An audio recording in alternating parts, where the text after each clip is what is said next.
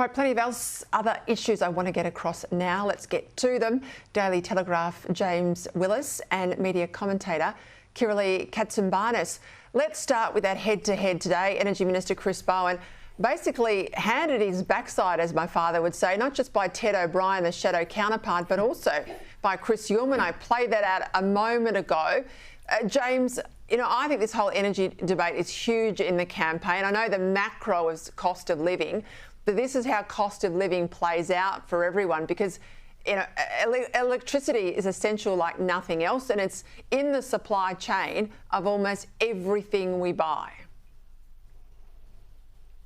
Well, Peter, that's right, and it comes back to how small businesses survive. It comes back to business. It comes back to larger industry and having enough power and not being told that we're going for blackouts or brownouts and they could be in trouble. But it was refreshing and about time that Chris Bowen copped some serious tough questions, and I thought Chris Uhlmann handled that very well. The response was terribly disrespectful and disgraceful to his journalism and also to Sky News, but Chris Bowen has been refusing the tough interviews. He doesn't go on a lot on Talkback Radio. He rarely does interviews with anyone of merit. He's happy to go on social media and bag Peter Dutton and spruik his own policies without challenge. But you're right, this should be front and centre, and Peter Dutton and his senior opposition front bench cannot be talking about this enough. From the power bills that mum and dad play right up to the top end of town, they have failed on this. And look, they could have taken a leaf out of Peter Dutton's book, and Chris Bowen by now and Anthony Albanese should have said, look, energy, it's volatile. There's been international factors, the coalition, everything else. We got this wrong. We know prices have gone in the other direction. Instead, they're refusing or gaslighting the Australian people. Yeah, and Chris Uhlmann too, long storied career at the ABC, then Channel 9, only recently at Sky. So to try and sort of drag him down by the fact he's on a Murdoch network program currently, he's clearly done his homework. He did that terrific doco on the whole energy mess. This is where Bowen's exposed.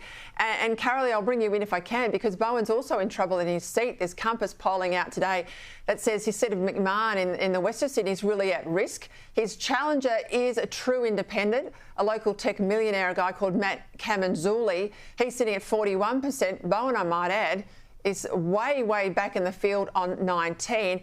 It's a real conservative seat, underlying in a social conservative sense. It voted no to same-sex marriage. It voted no to the Voice.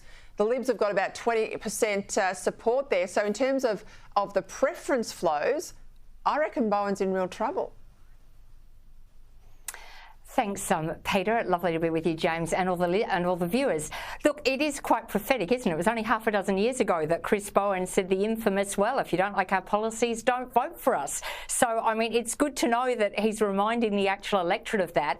And as you say, it's even more ironic. You know, the treatment of Chris Uhlmann, as you said, very disrespectful. Good to know that Chris Bowen keeps an eye on Sky News, Australia's news leader. But it gets away from the point that he just seems wedded to this green hydrogen renewables package when a lot of other people and countries have got out of it. Even Andrew Twiggy Forrest has called it quits. He's abandoned all his green hydrogen projects. But the bottom line is, Chris Uhlmann was quite right. No one's power prices have gone down.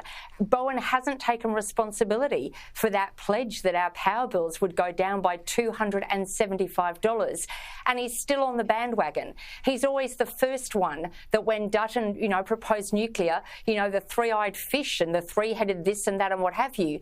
But the bottom line is, he just seems wedded, and it reminds me of a Seinfeld episode where George said to Jerry, "It's not a lie, Jerry, as long as you believe it." Seems like Chris Bowen is saying that to himself. This renewables push is just ridiculous. We've got to call it quits. We've got to get out, and we've got to get Australia back on track.